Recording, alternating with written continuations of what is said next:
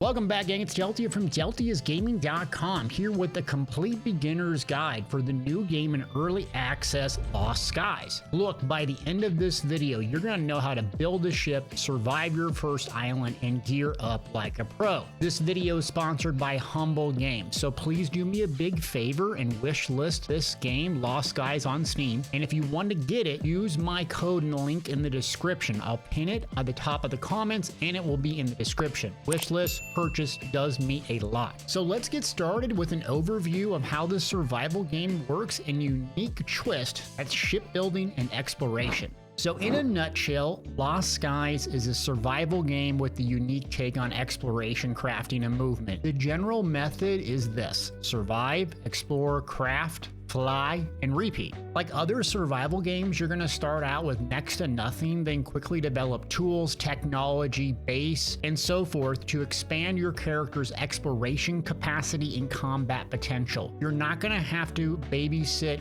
water, rest, and other survival mechanics from other games. So it's really going to be about exploration, crafting, and technology. The main difference is Lost Skies, well, the entire world is up in the clouds. You venture into this open world via a Skyship that you create. The game features over 20 distinct islands to explore, and each island has puzzles, enemies, important items for your progression, and story-based elements. Therefore, you're expected to bounce around to island and island, organically exploring and let your curiosity run wild. So right now, the game is in early access on Steam, so that's PC only, for $24.99. Use my code in the link in the description below. It helps me out. And as with other early access games, you can expect more regions and exploration and different things coming to the game. The developers also have an island generator inside, so individual players can create their own islands for other players to explore. Tons of content for that price. So Lost Skies is also multiplayer, up to 6 players co-op. You can each have your own individual ship or share one. My game time was specifically solo, but I planned this game with my son to enjoy. Just so you know, you're going to explore, craft, fly, and repeat. So let's talk about the various forms of progression, because this will save you a ton of time to know how to get overall more powerful. Overall progression systems in the game are like this: crafting, skyships, technology, character, and arcs. So starting with your Ark Ship, these are large automated skyships that have basic survival equipment and life pods. You're going to crash land on the first island, and this will serve as your main base. At the start of the game, how you craft. From here on out, you're going to explore. However, there's going to be more Ark ships spread throughout the world, specifically on new islands. You're going to want to link with these other arcs, find them, because it's going to expand the story, and also ways for you to increase research and further technology, which allows you to explore more islands and so forth. The Ark computer specifically is how you level up some of your technologies. So early on, you're introduced to the Prism, which helps you scan items to understand them, but also acquire new tech. Pro tip here: scan everything. This is critical. I screwed this up and took me a lot of hours to figure this out. As you go throughout islands, typically in the open world, there's this cylinder-shaped object that glows yellow. It's going to be introduced to you within the first 1 or 2 hours of the game. When you scan it, you're going to get this Datapad. The Datapad can be used to unlock further technologies on the Ark computer. So if you're tracking so far, each island, including the first, you must desperately seek out these objects and scan them. I found that typically each island has 2, depending on the size. So you might get 1, you might get 3, but as you start out, you're only going to need 1 Datapad to unlock basic items. But getting more and more to progress the overall tier you can access is critical to increasing your technology. Next progression system is crafting, which is somewhat straightforward. You're going to explore islands, and each will have a variety of metal, wood, plants, and other collectibles. Obtaining new materials sometimes triggers new crafting recipes. Recipes can also be learned via the research table. So how do you get a research table? Through the Datapads at your Ark computer. Thus, it's all interlinked. So let me make this clear how progression systems all tie together and what you should focus on before I go into the nitty-gritty of the actual game. Number 1, you want to grab harvest everything early to trigger new crafting and hoard materials. You can transfer this to your ship later, which will be mobile. Number 2, look to scan datapads to increase your Ark's computer skill line. The most important thing to get is your research table in tier 3. Critical, get this right away. Don't get the shotgun like I did and screw around. Once unlocked, you can expand your crafting dramatically, including weapons, armor, skyships, decorations, and more. So the general premise is you're going to land on an island.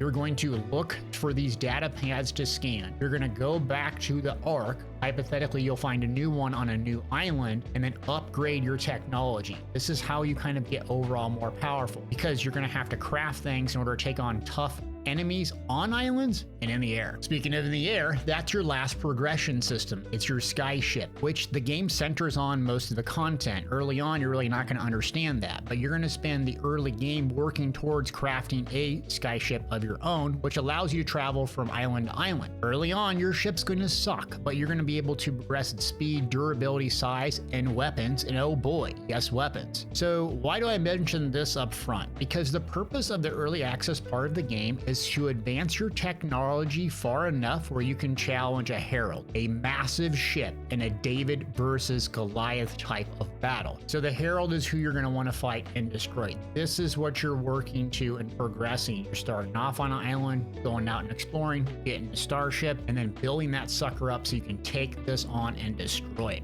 Great. How do you do that? I'm glad you asked. Let's talk about starting out. All right, so you're ready to start. You use my code and link in the description. Have I mentioned that enough yet? And you're starting the game. The first thing you're going to want to do is gather everything, specifically in the area where you wake up. The first mission requires you to gather 3 wood, 1 cloth to make a makeshift glider. Once you do this, you can hop off the initial part of the island and explore more. However, spend the first bit going up and down this area with the Ark and collect everything. You're going to need a lot of plant fibers in order to make makeshift cloth. This is useful for your very first set of armor. A note about the armor is each piece gives you 10 armor value, therefore make the least expensive piece first and get a full set, which radically reduces incoming damage. Also, another important item is the coral flare. This is used to light up dark spaces, so carry about 2 to 3 of them as you collect coral from the caves, and then throw it and pick it up. Look for metal scraps everywhere. These are going to be critical on the first island that you get, because you're not going to have a way to get metal very easily. And the reason why is you're going to see these chunks of rock that have little yellow bits in them. These will eventually be able to be harvested with a tool called the pulse hammer. However, early on, you're not going to have access to it. So metal and wood is going to be precious just by picking it up,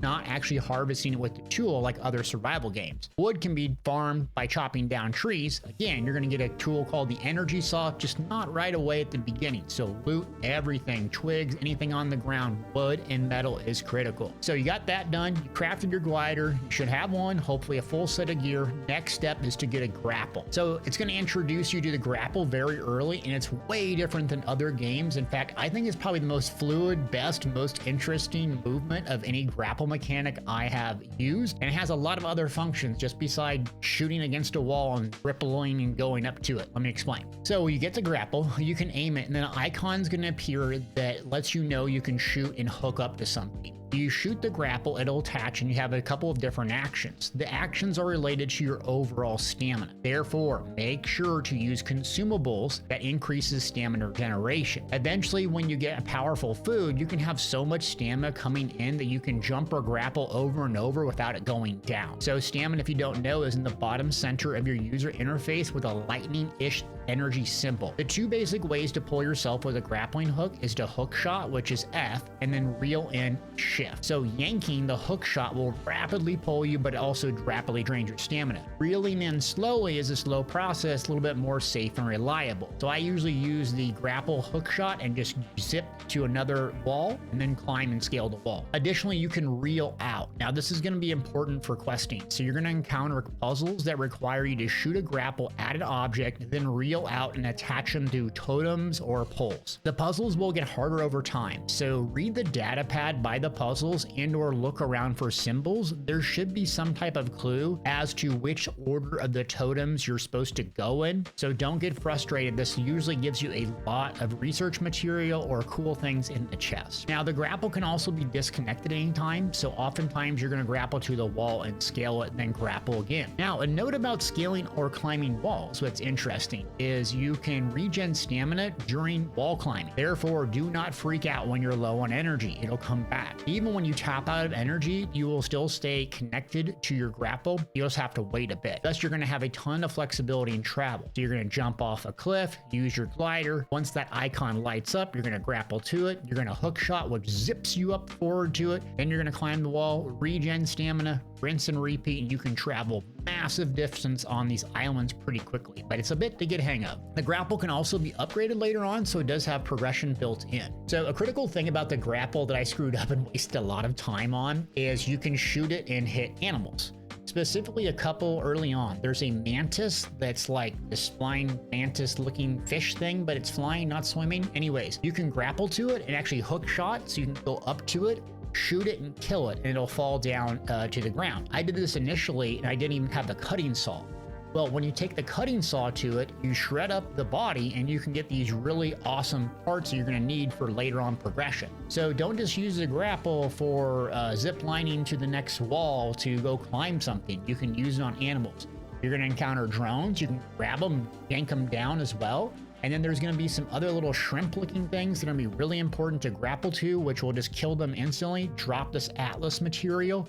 So in a nutshell, the grapple isn't necessarily a weapon, but think outside the box when it comes to using it on puzzles, exploration, and then also combat. So the grapple quest will introduce you to those scanning datapad mechanic, and it's going to introduce you to weapons or a pistol. So there are going to be different type of weapons, pistols, rifles, and shotguns. Even ships have weapons like machine guns and cannons.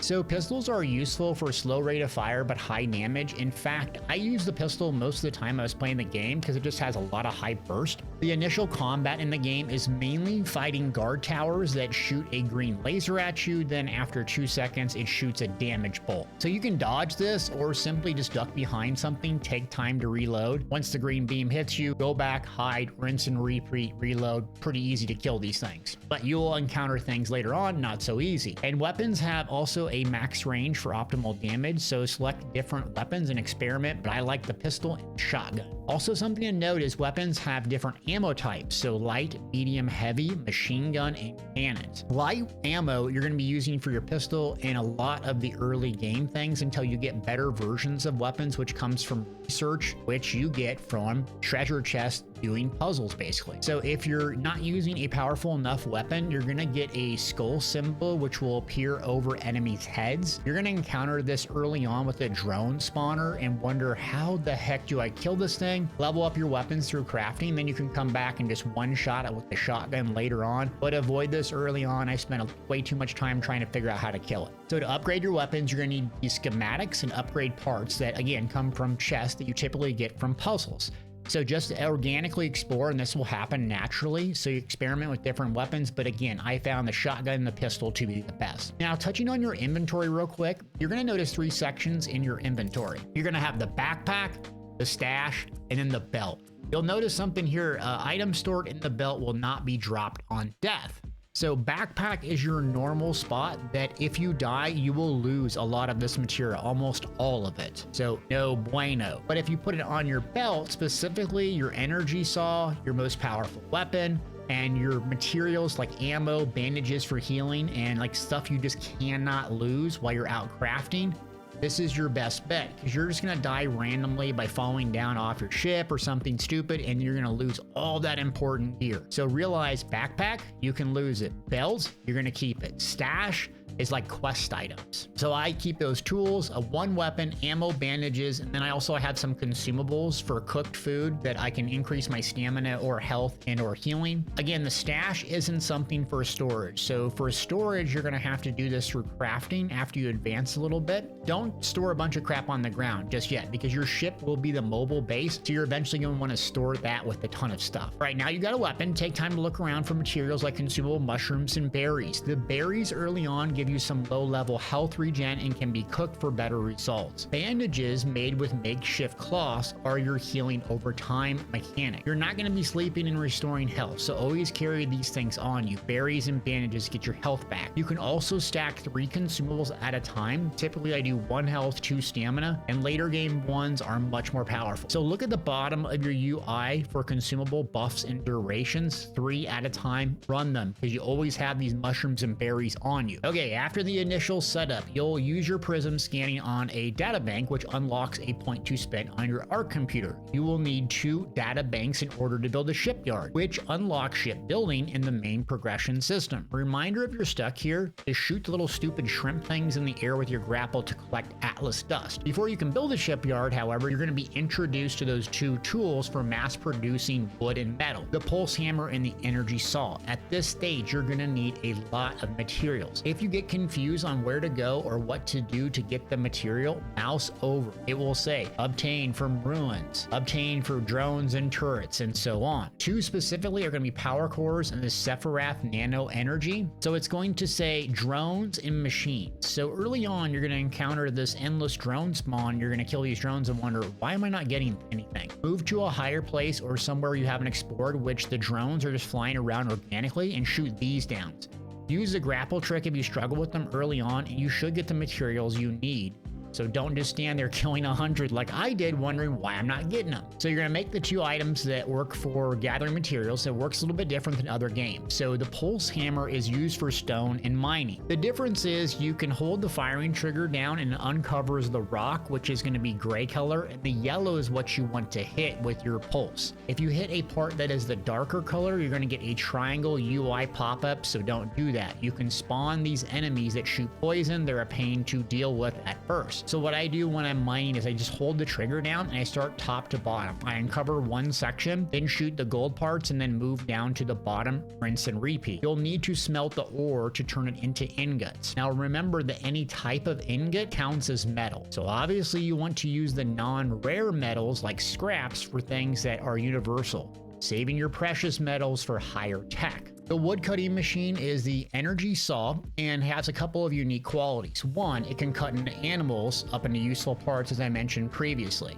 So if you kill any of those annoying critters you find mining, chop them up for useful parts. Typically, the animals can be used in cooking, and those more aggressive animals or harder to kill ones will give you really good consumables to use. So same with mantis. This is going to expand your cooking and give you rare crafting materials. Now, you can find almost any tree and chop it down. I start at the bottom, cut the tree, it'll fall over, and sometimes it goes faster if you hit the tree and then press the button immediately as it returns to you. So collect tons of wood and metal at first because you're going to need to build your ship, but also you're going to need to store some extra on your ship as you travel, so when you land, you don't have to redo the process all over again. Now you have the items. Time to build the ship, and the easiest way to do this is using the presets from the game. Remember, Lost Skies is different. Your ship is meant to expand and be your mobile base. This includes putting crafting stations and storage on your ship. You're going to have an energy and a weight requirement and aerodynamics. So it's going to have a lot of physics in play. You just can't load it up and be like, let's fly, baby. And at the start, you're going to need to use sails, which use the wind. So you can get 2 kinds of sails, tailwind and side wind. So build a basic square sail and a basic triangle sail. I put the square one in the center and the tail one in the back. Hopefully that's good. It worked. If it doesn't work, you'll find out pretty quickly. So make sure to hang around the shipbuilding yard so you make adjustments. One time I put a wing in the wrong position. I literally couldn't turn my ship. When you put the sails up, you can do it manually by just clicking it, and then you can drop it by holding your brake button mid-flight. If it doesn't work, just jump off the steering wheel and go click it so the sails go and you stop going so fast. And eventually you're going to get engines which do not require wind, and these can be upgraded, and it's going to increase your speed drastically. So another tip is at the start is to put something towards the edge that you can grapple to the top of your ship. I put the helm and the core on the top and the storage crafting area below. However, moving up and down can be very tricky, especially if you're mid-air and you don't want to die. One item is a grappling plank. It's a simple structure, easy to craft, and has a long, high point with a big, huge board, and it should be easy to put off the side of your ship and basically to grapple to it, especially if you fall off.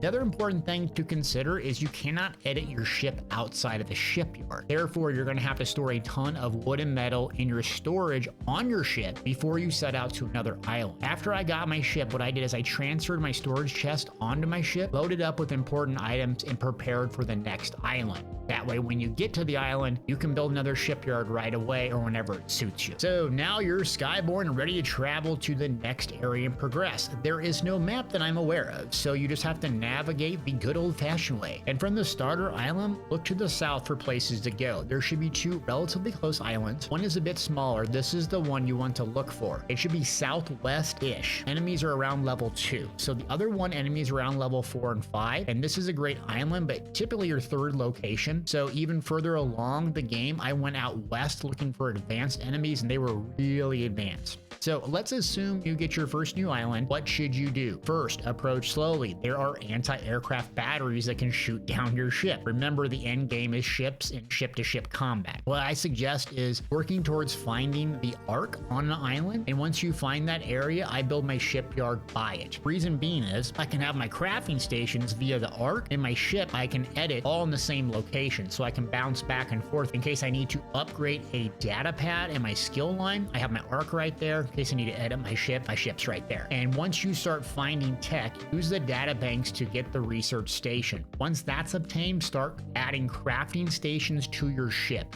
The forge is critical. Otherwise, you'll have to make one at an island only to leave it after a few hours of exploring like I did, then the cooking station, and so on. Pretty soon your ship will serve as your mobile base. The only downside is you will still need an Ark computer to upgrade your databanks and progression systems. Okay, so I pretty much screwed up everything in the game like I usually do when I first learn something. I'm a slow learner, you know what I mean? So don't hold it against me. Look, here's some tips that it's going to help you out and save you a lot of time. Number 1 is when you pick a server, remember to select invite only at the start if you don't want random people barging into your game. Another one is lootable items will have a small glow to them, especially useful early on. One that was super tricky later on was silica, I think is how you pronounce it, which when you read where to go is the underside. This means you must crawl underneath an island to get it. You can even mine while climbing. Only took me about 20 hours to realize that. I know, I should be smarter. Next is scan everything with your prism, put it on your toolbar, and if it looks like a new object, try scanning it, cutting it, shooting it, just interact with it. You'll be shocked at how many new things and crafting materials you'll discover, especially early on. There's also no weight storage for the game, just space. So put critical items on your belt, storage barrels and chests on your ship, centralize your ship in a safe location high up on the top of a shipyard so you can modify and upgrade your ship.